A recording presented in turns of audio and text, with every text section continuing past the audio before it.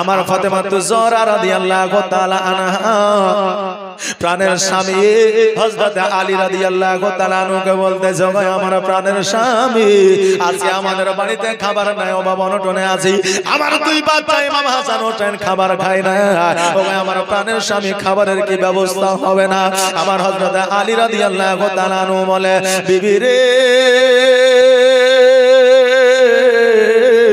আমি কাজ কর্ম পাই না, আমার বাড়িতে খাবার আনার মতো ক্ষমতা আমার হয় না, তবে আমার রাসূল পাক সাল্লাল্লাহু তাআলা আলাইহি ওয়াসাল্লাম গনিমতের মাল রেখেছে, ওই মাল থেকে যদি কিছু জব দিয়ে দেয়, যদি কিছু জবের আটা দিয়ে দেয়, ওইখান থেকে আমরা উপকৃত হয়ে যাব।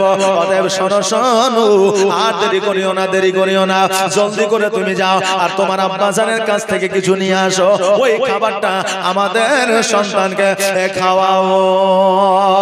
আমার ফাতেমা রাদিয়াল্লাহু তাআলা নিজের আব্বাজানের বাড়িতে গেলেন, যাওয়ার পরে আমার নবীকে সালাম দিলেন, নবী আমার সালামের উত্তর দিলেন, আর আমার নবীজি বললেন, ফাতেমা কি উদ্দেশ্যে কি আশা নিয়ে তুমি এসেছো বলো রে মা?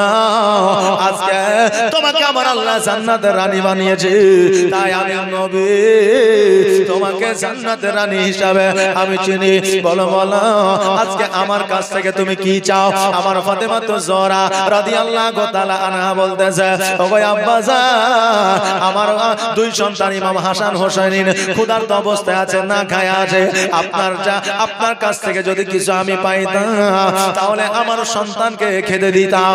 আমার নবীজি বলে, ফাতেমা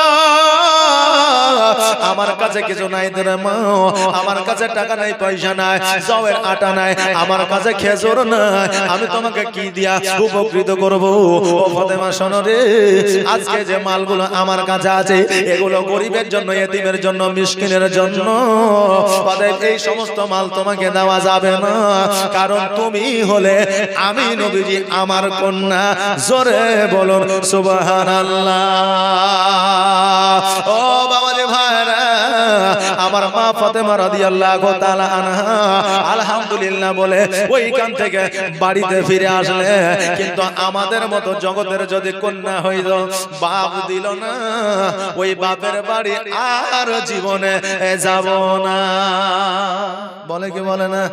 আব্বার কাছে চাইলাম সোনা, আব্বার কাছে চাইলাম গাড়ি, আব্বার কাছে চাইলাম বাড়ি, আব্বার কাছে চাইলাম জামা, আব্বার কাছে চাইলাম শাড়ি, আব্বা দিল না, আব্বার কাছে আমি আর যাব না, আব্বার বাড়িতে আর দেখা সাক্ষাৎ আমি করব না।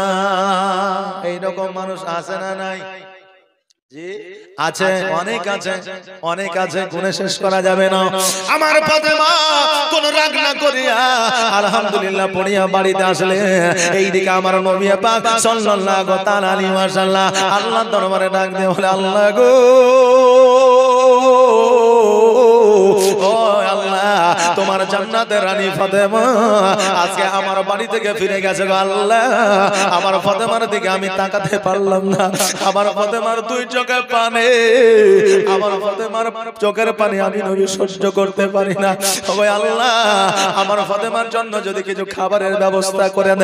আমার আল্লাহ ডাক দিয়ে বলে, জিবরিল আমিন তুমি আর দেরি করিও না, দেরি করিও না, যাও যাও জলদি করে যাও, আমার হাবিবকে জানায় দাও আমার ফাতেমার জন্য আমি আল্লাহ দুইটা তোফা দিলাম, আর এই দুইটা তোফা আমার নবীকে জানায় দাও, এই দুইটার মধ্যে যেটা চয়েস করবে সেইটা ফাতেমাতুজ জোহরা নিবে, আমি আল্লাহ আমার ফাতেমার জন্য দিয়ে দিলাম।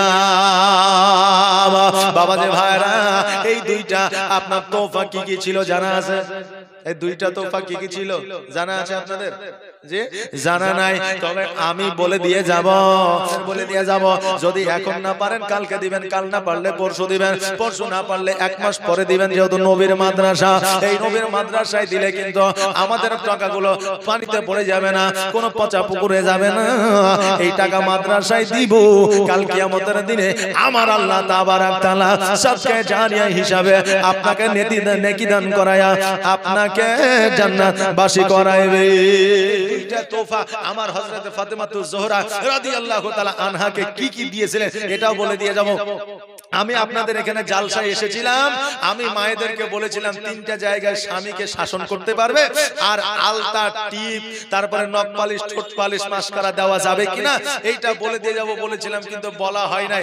আজকে এই মাদ্রাসায় জালসায় আমি বলে দিই। আমার হযরত আলী রাদিয়াল্লাহু তাআলা আনহু যুদ্ধের ময়দানে গিয়েছেন, যুদ্ধের ময়দানে যাওয়ার পরে একটা তীর লেগে গেছে, ওই তীরখানা যেন বাইর করতে পারে না, যন্ত্রণা, ব্যথা, বেদনায় আমার আল্লাহ ডাক দিয়ে বলে, হবে ওই তীরখানা যতক্ষণ পর্যন্ত বাহির করতে পারবে না, যতক্ষণ পর্যন্ত আমার হযরত আলী নামাজে না দাঁড়ায়া যাবে। জোরে বলেন সুবহানাল্লাহ।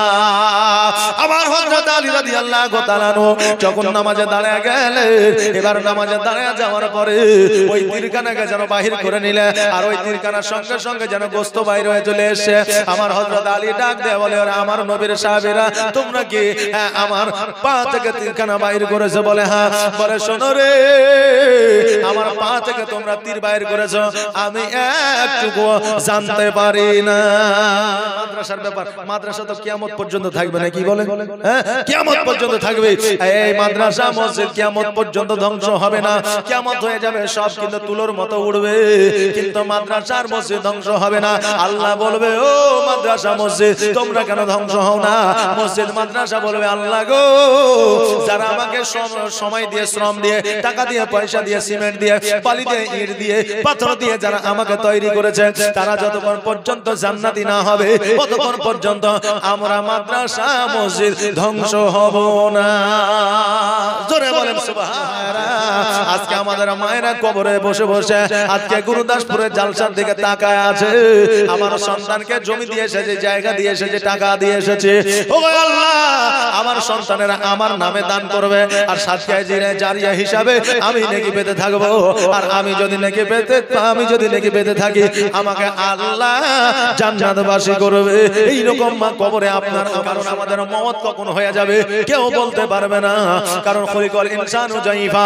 আমার আল্লাহ বলে, বান্দারে আজকে আমি তোমাদের অতি দুর্বল করে পাঠিয়েছি, তোমাদের সময়সীমা লিপিবদ্ধ করে দিয়ে পাঠিয়েছি, তোমাদের সময়সীমা যখন সমাপ্ত হয়ে যাবে আমি আল্লাহ ইসরাইলের মাধ্যম দিয়া তোমার মওত ঘটাবো। ওই জন্য দেরি করিয়া না, কখন মওত হয়ে যাবে। এই মওতের আগে কিছু দান করিয়া সাদকা জারিয়া হিসাবে নাকি নিয়ে যান। কবি বলেন, সোনার মদিনা নবীর রওজা যে একবার দেখে নিল, আমার আল্লাহ তাকে শিশু সন্তানের মতো নিষ্পাপ করে দিল। জোরে বলেন সুবহানাল্লাহ। আমার নবী বলেছেন যে আমার রওজা দেখলো, আমার জন্য আমি নবী, তাকে জান্নাতে নিয়ে যাওয়া আমার জন্য ওয়াজিব হয়ে গেল। জোরে বলেন সুবহানাল্লাহ। বাপজি ভাইরা, তাই টাকা থাকলে হজ করুন, যাকাত দেন, মাদ্রাসায় বেশি বেশি করে দান করুন। আল্লাহ, একটু আগেই আপনার গল্প করছিলেন যে আল্লাহ যাদেরকে দিয়েছে তাদের দান করার মানসিকতা কম, আর যাদের দেয় নাই তাদের মানসিকতা বেশি, নাকি বলেন? গরিব মানুষ তারা গরিবকে দেখলে একটু যেন কি করে, একটু দুঃখ প্রকাশ করে। কি প্রকাশ করে? দুঃখ প্রকাশ করে যে আরে আমার যদি টাকা থাকতো, পয়সা থাকতো, তাহলে এদেরকে আমি টাকা দিয়ে বাড়ি বানিয়ে দিতাম, গাড়ি বানিয়ে দিতাম, এদের চোখ থেকে পানিগুলো মুছিয়ে দিতাম, এইরকম মনে করে না? কিন্তু কোটি কোটি টাকা যাদের আছে তারা কিন্তু 10টা টাকাও গরিবদের দেয় না। কিন্তু আমার নবী পাক সাল্লাল্লাহু তাআলা আলাইহি ওয়াসাল্লাম উনি সমস্ত সম্পত্তিকে এতিমদের মধ্যে, গরিবের মধ্যে বিলি বন্টন করেছিলেন। জোরে বলেন সুবহানাল্লাহ। বাবাজি ভাই।